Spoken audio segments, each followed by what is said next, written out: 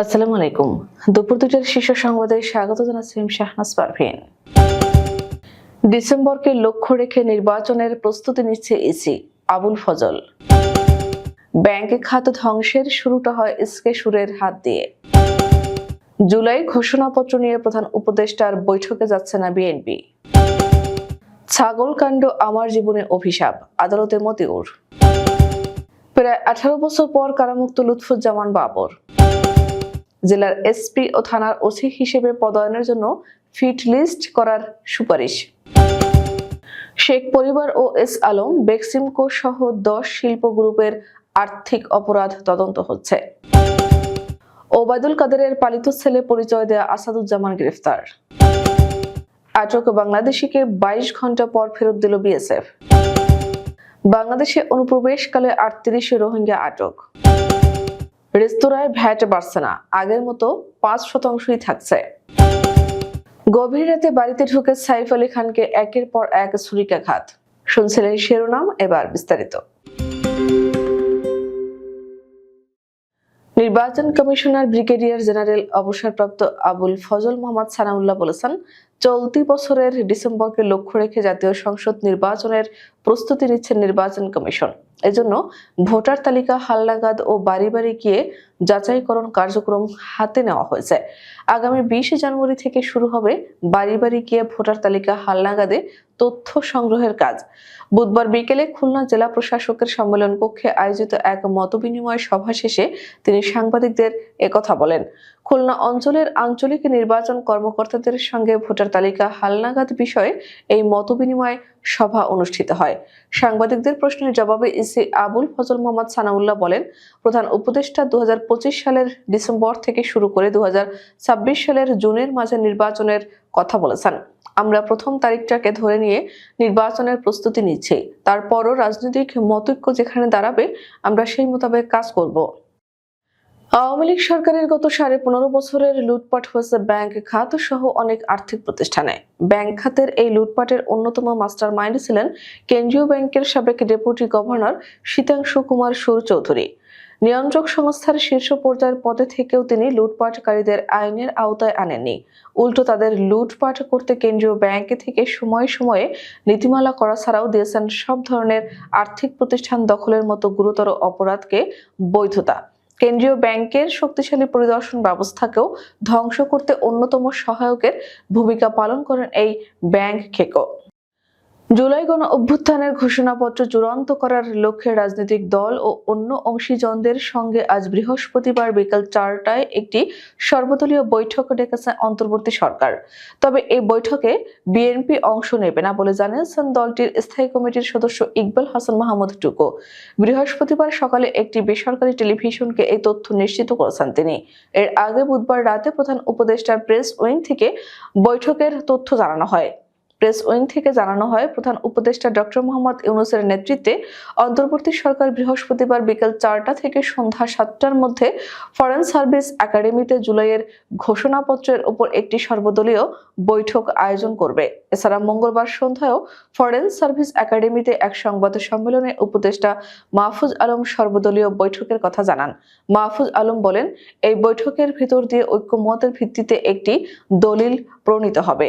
সেদিনই স্পষ্ট হবে কিভাবে ঘোষণাপত্রটি জারি করব এবং সরকার কিভাবে ঘোষণাপত্র জারি করার বিষয়ে ভূমিকা রাখবে। তিনি বলেন, গণ অভ্যুত্থানের একটি প্রেক্ষাপট প্রত্যাশা এই ঘোষণাপত্রে প্রতিফলিত হবে।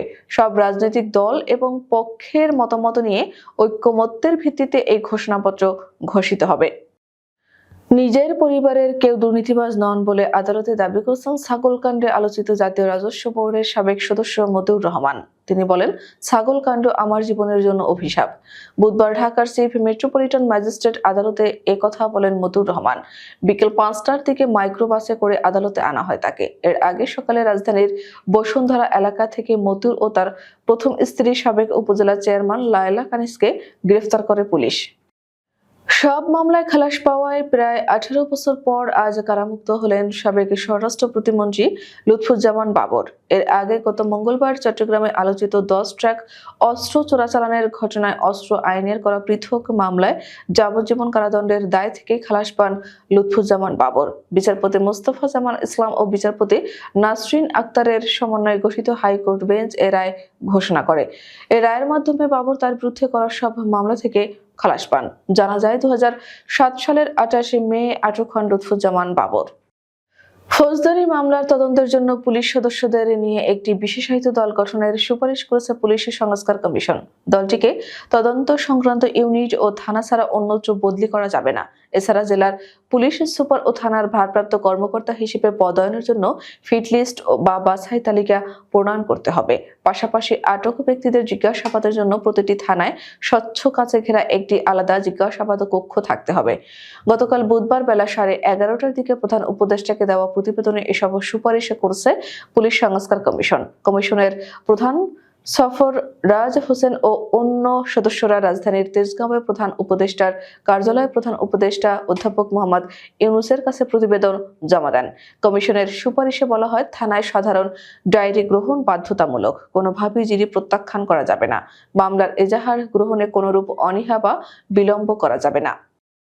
ক্ষমতাচ্যুত প্রধানমন্ত্রী শেখ হাসিনার পরিবার ও 10 শিল্পগোষ্ঠীর বিরুদ্ধে ঘুষ, দুর্নীতি, প্রতারণা, জালিয়াতি, মুদ্রা পাচার করা, কর ও শুল্ক ফাঁকি এবং অর্থ পাচারের অভিযোগ অনুসন্ধানে সরকার 11টি তদন্ত দল গঠন করেছে। তদন্ত দলে রয়েছে পুলিশের অপরাধ তদন্ত বিভাগ ও জাতীয় রাজস্ব বোর্ড। এই তদন্তের নেতৃত্ব দিচ্ছে দুর্নীতি দমন কমিশন। সমন্বয়ের দায়িত্ব রয়েছেন আর্থিক গোয়েন্দা সংস্থা বাংলাদেশ ফাইন্যান্সিয়াল ইন্টেলিজেন্স ইউনিট, আর আইনি সহায়তা দেবে অ্যাটর্নি জেনারেলের কার্যালয়। এর আগে 10টি গ্রুপের আর্থিক অপরাধ তদন্ত শুরু হয়েছিল। কে কোন গ্রুপের অপরাধ তদন্ত করবে তা দুদক ও সিআইডি কে ভাগ করে দেওয়া হয়েছিল। এবার শেখ হাসিনার পরিবারের আর্থিক অপরাধ তদন্তের আওতায় আনা হয়েছে। হত্যা মামলায় আওয়ামী লীগের সাধারণ সম্পাদক ওবায়দুল কাদেরের পালিত ছেলে বলে নিজেকে পরিচয় দেয়া আসাদুজ্জামান হিরুকে গ্রেফতার করা হয়েছে। বুধবার গভীর রাতে রাজধানীর গুলশান থেকে তাকে গ্রেফতার করে পুলিশ। জানা গেছে, আসাদুজ্জামান হিরু বৈষম্য বিরোধী ছাত্র আন্দোলনের বিরুদ্ধে অর্থ যোগানদাতা। এছাড়া ওবায়দুল কাদেরের ছত্রছায়ায় অর্থ লোপাট করতেন তিনি। গোপন তথ্যের ভিত্তিতে গুলশান থানার পুলিশ স্পেশাল দল বুধবার রাতে তাকে গ্রেফতার করে। ঠাকুরগাঁওয়ের সীমান্তের ওপারে আটকের 22 ঘন্টা পর বাংলাদেশি যুবককে ফেরত দিয়েছে বিএসএফ। দুই দেশের সীমান্ত রক্ষা বাহিনীর মধ্যে পতাকা বৈঠকের পর বুধবার রাত 7:30টার দিকে শেখ আলিমুর রহমান নামের ওই যুবককে ফেরত দেওয়া হয়। বিষয়টি নিশ্চিত করেছেন ঠাকুরগাঁও 50 বিজিবির অধিনায়ক লেফটেন্যান্ট কর্নেল মোহাম্মদ তানজির আহমদ জানান। মিয়ানমার থেকে পালিয়ে কক্সবাজারের টেকনাফ উপকূল থেকে বাংলাদেশে অনুপ্রবেশের সময় 38 জন রোহিঙ্গাকে আটক করেছে পুলিশ। বুধবার সন্ধ্যায় টেকনাফের বাহারছড়ার নোয়াখালী পাড়া এলাকা থেকে তাদের আটক করা হয়।